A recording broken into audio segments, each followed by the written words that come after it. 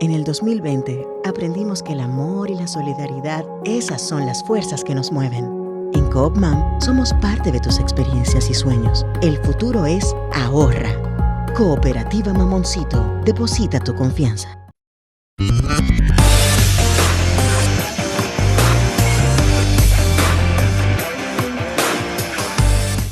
Desde la República Dominicana, soy Ivonne Ferreras, llegamos a viernes con muchas informaciones pendientes, discutidas durante la semana. Fueron noticias y una de ellas fue la Junta Central Electoral.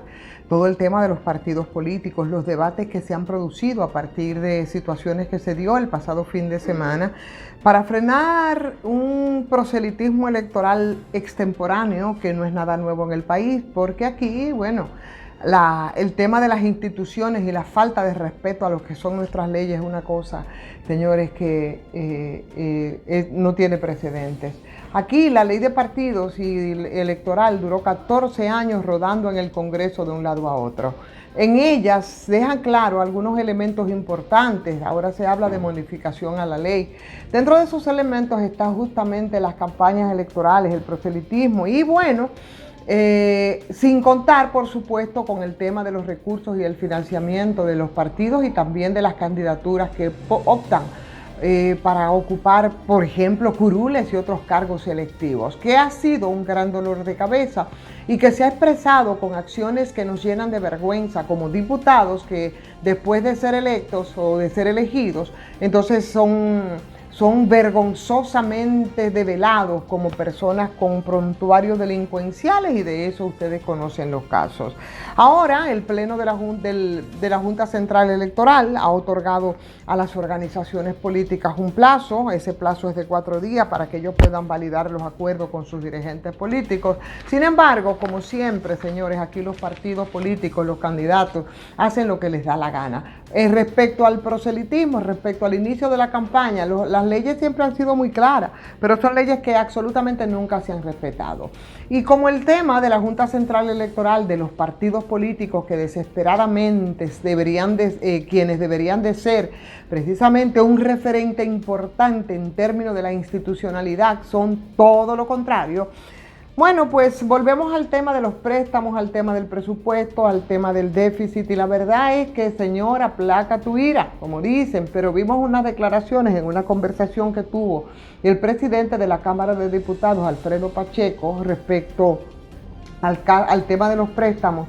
El presupuesto, dice él, es deficitario desde el año 2003 y por eso, entonces, en este caso, la información del día, o una de las informaciones del día, son los 36 préstamos que se van a tomar, señores, para cuadrar el tema del presupuesto. Eso nos coloca también de nuevo a algo que decíamos permanentemente llenos de espanto, ¿no? Y que tenía que ver con los préstamos en la administración pasada, que debió de alguna manera, si bien tomando en cuenta la situación compleja en la que se encuentra no solo República Dominicana, sino las economías a nivel global, pero la sagacidad para buscar otro tipo de soluciones, porque ¿cuál era la crítica?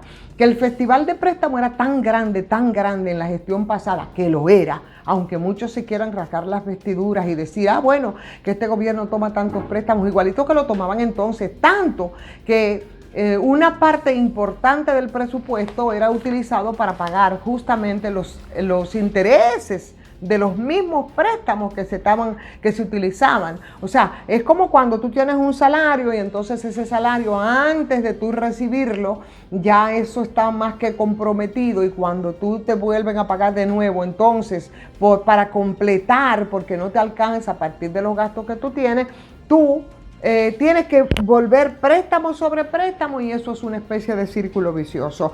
Algunas explicaciones en esa dirección era la que daba el presidente de la Cámara de Diputados, el señor Alfredo Pacheco, y aunque él decía con mucha claridad en esa conversación con Diario Libre que él está muy consciente del endeudamiento, un endeudamiento que ha sido suscrito por el Estado y aprobado por el Congreso, que no son bien vistos, y imposible que puedan ser bien vistos, porque es un préstamo que nos impacta negativamente y que tenemos que pagar todos y cada uno de nosotros. Entonces, volvemos al punto, ¿verdad? Volvemos al punto con el tema de los préstamos definitivamente. Y por supuesto, la información respecto a Estados Unidos y la solicitud de Luis Abinader, que piden los Estados Unidos a Luis Abinader para que proteja a los haitianos vulnerables en el país. Eso lo hacen a través de la Subsecretaría de Seguridad Ciudadana, Democracia y Derechos Humanos de los Estados Unidos.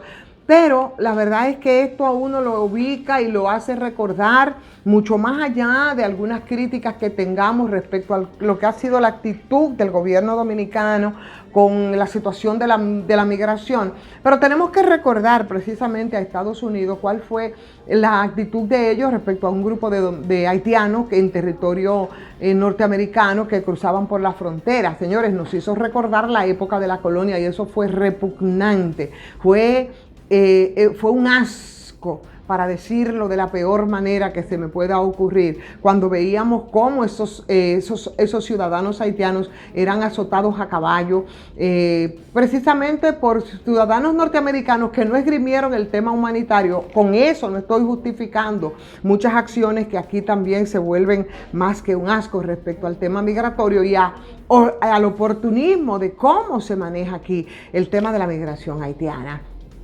Mañana hay elecciones en Brasil. Brasil asiste a la elección de nuevo en el balotaje ahora después de lo que fue esa primera vuelta, que es la elección más importante, pero sobre todo la intensidad, ¿no? Desde el retorno de la democracia. Son 156 millones de personas que van a votar en esas elecciones.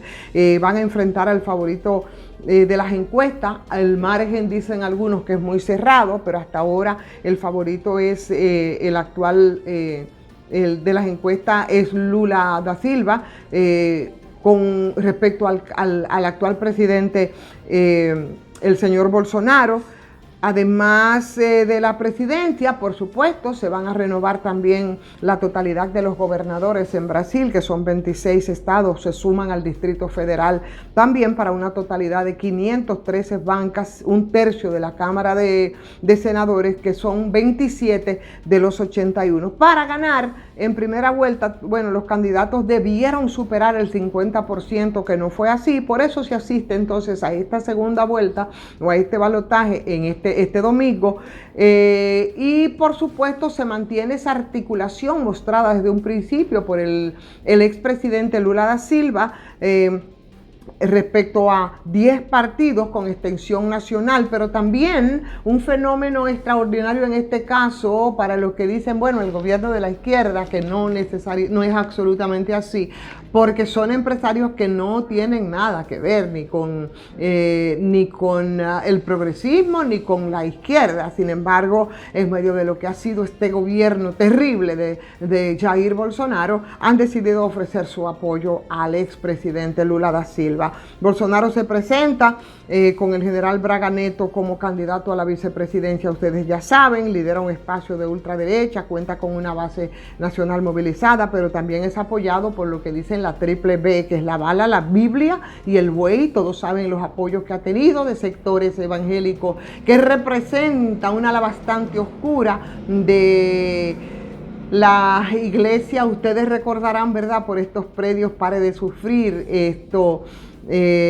Mientras, bueno, si bien las encuestas, aunque con un margen no tan amplio, da como ganador a Lula, no se descarta que exista una importante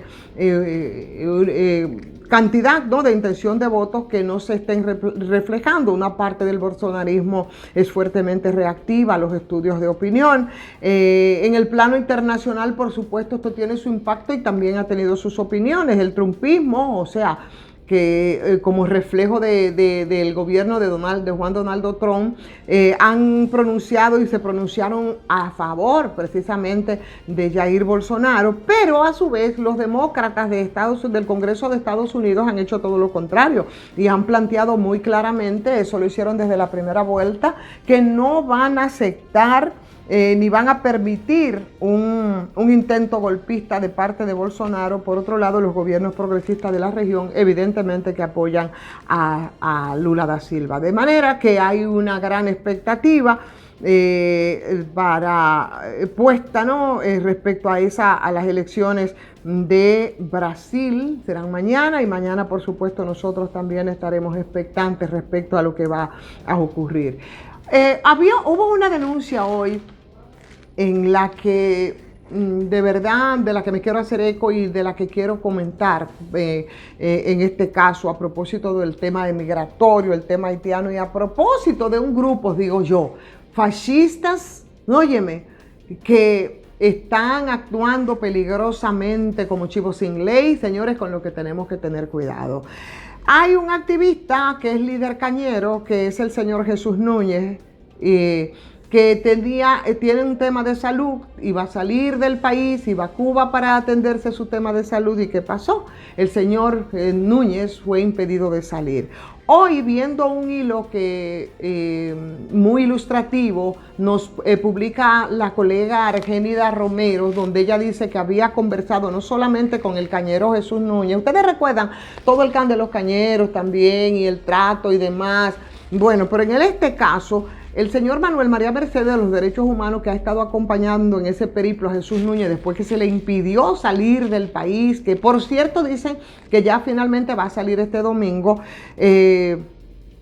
a pesar de las declaraciones e incluso de la propia Dirección de Migración, hay cosas que parece que no han quedado claras. Y nos sigue contando la colega Argénida en esa conversación que tuvo con Núñez, pero también con Manuel María Mercedes, que ellos le dicen que ellos habían renovado su pasaporte la semana pasada, y eso era para hacer ese viaje a Cuba, donde ellos iban a recibir atenciones médicas. Núñez dice que en ese momento les pidieron su pasaporte, no se le informó sobre ningún impedimento de salida vigente que debió reflejarse, digo yo. Pero bueno, en esa conversación con la colega Romero, tanto Núñez como el abogado Mercedes han coincidido incluso en comunicarse con el líder cañero, que recibió, dicen ellos, incluso ayuda económica del propio gobierno para que él pueda realizar ese viaje y pudiera cubrir los gastos de su tratamiento. Entonces, de acuerdo con él, en el Aeropuerto Internacional de las Américas, ahí cuando empezó su registro, pues no hubo tampoco ningún problema. Sin embargo, fue avisado de que no podía salir del país, conducido al conocido ya cuartito donde llevan alguna gente, donde se le comunicó que tenía un impedimento de salida sin ofrecerles mayores detalles. Después, un poco buscando, se dirigió a la Procuraduría, ahí tampoco obtuvo ninguna información. Junto al abogado Manuel María Mercedes dice que luego de esperar 2 horas se le entregó una hoja, y en esa hoja apenas había unas líneas impresas. Dice Argelia que ella tiene esa hoja donde solo se dice que un tribunal de ejecución de la pena, Departamento Judicial de Santo Domingo, y que esas líneas, solamente esas líneas, y que más abajo anotadas con un lapicero, había un número de teléfono y un nombre. Núñez asegura que a él nunca se le citó, que a él nunca se le notificó ningún impedimento judicial, ni que en ningún momento asistió tampoco a una audiencia. Y, por supuesto, buscando, procurando una salida humanitaria por cuestiones humanitarias y por cuestiones de salud, de acuerdo a lo que informó la Dirección de Migración. Bueno, pues y realizando algunas indagatorias respecto al caso, resulta bastante extraño y muy irregular que una persona tenga un impedimento de salida a partir de una decisión de un juez y se desconozca o no esa decisión, no tenga ninguna información sobre un caso que haya generado esa situación. Pero dice Argenida que buscando, y por supuesto en ese hilo lo cuelga, dice que Núñez fue detenido el 15 de octubre del año 2018 y que ahí fue acusado por el Central Romana de intentar quemar unos campos cañeros, según había denunciado en ese momento el empresario Rafael Ureña, que es el vicepresidente de la Comisión Nacional de los Derechos Humanos. Y eso usted lo puede buscar en la fecha en Google, como lo cuelga Argénida también, que aparece publicado en El Día, y que al día siguiente, ya en octubre de 2018, la Procuraduría había ordenado la puesta en libertad de Núñez. De cualquier forma y de cualquier manera, señores, no es posible que usted tenga un impedimento judicial y que usted no lo sepa. En todo caso, o sea, esa es la información que ofrece la Dirección de Migración de esa fecha sobre la situación de Núñez.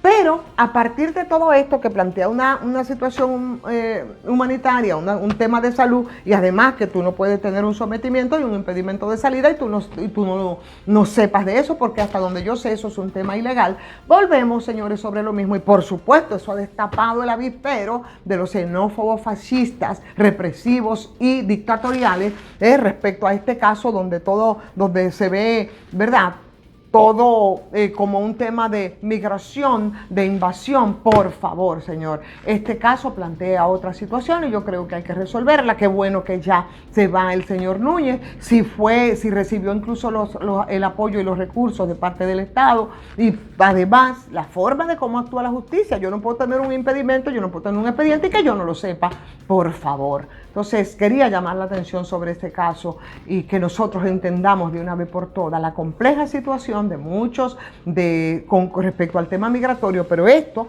que ahora se quiere vincular también con el tema de la migración haitiana al país, yo creo que son cosas distintas. Vamos a agradecer como siempre a la farmacia GBC. Ahí no hay tu tía, porque eso es en todo el país y 100% dominicano. Por tanto, hay que apoyar Farmacias GBC con un 20% de descuento todos los días en todas sus sucursales. Y a Sardinas Timar, a mi querido amigo Freddy, un abrazo y el agradecimiento siempre. Y por supuesto a todos ustedes, decirles que si les ha gustado esta transmisión, que le den like, que compartan, que inviten a otras personas también a que se suscriban. Tibisay, no me mires, invita a tus amigos, que mucho que tú ves este canal, a que se suscriban también. Y si usted no lo ha hecho, bueno, pues entonces hágalo también a patreon.com. Soy Ivonne Ferreira, muy buen fin de semana para todos y todas.